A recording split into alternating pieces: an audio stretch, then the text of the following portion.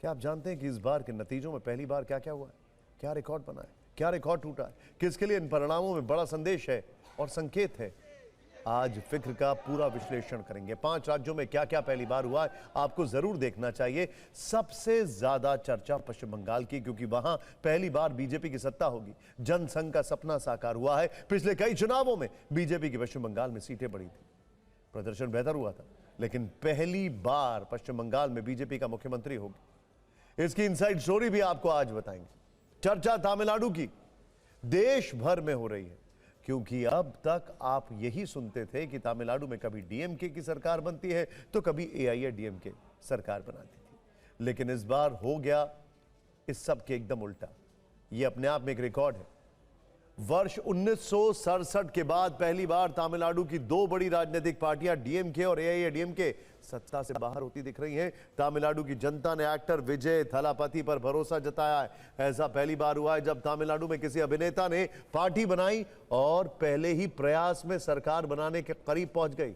तमिलनाडु में हुए सत्ता परिवर्तन की कहानी भी आपको बताएंगे। असम में बीजेपी ने जीत की हैट्रिक लगाई है, यह भी पहली बार हुआ है। इससे भी बड़ी बात, असम में बीजेपी ने सीटों वाला शतक लगाया है, जो अपने आप में प्रचंड जीत का प्रमाण है। आज हम असम में बीजेपी की इस कामयाबी को भी डिकोड करेंगे। एक और जानकारी यह है कि लेफ्ट का आखिरी किला भी ढह चुका है। यह चुनाव परिणाम यह भी बता रहा है कि कैसे भारत में सत्ताएं लेफ्ट मुक्त हो रही हैं। सीधे मैं चलूंगा यशवंत जी के पास। यशवंत जी, लेफ्ट का आखिरी किला वो ढह गया है, बिल्कुल।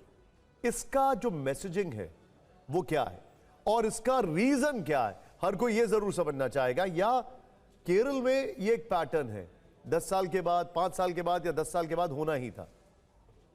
देखिए, एक ये दर्शकों को बहुत क्लासिकल बात लगेगी कि दुनिया में पहली बार सन 57 में कोई कम्युनिस्ट पार्टी की सरकार इलेक्टेड बनी थी, वो थी केरल में। दुनिया में पहली बार। कम्युनिस्ट बहुत सारे मुल्क हो गए, लेकिन चुनी हुई सरकार कम्युनिस्ट पहली भारत में आई थी, वो केरल में आई थी। और उसके बाद से आज तक कहीं ना कहीं किसी न किसी फॉर्म में कम्युनिस्ट पार्टी की सरकार का आना जाना, घेरेबंदी हमेशा बनी रही। ये पहला अवसर है आज की तारीख, ऐतिहासिक इस मामले में है।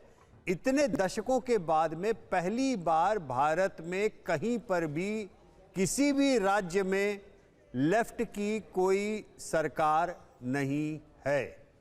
ये अपने आप में इतनी बड़ी बात है जो शायद लोगों को अभी सिंक इन नहीं हो रही है। उस तरीके से एक चैप्टर जैसे पलट गया है भारत की राजनीति का।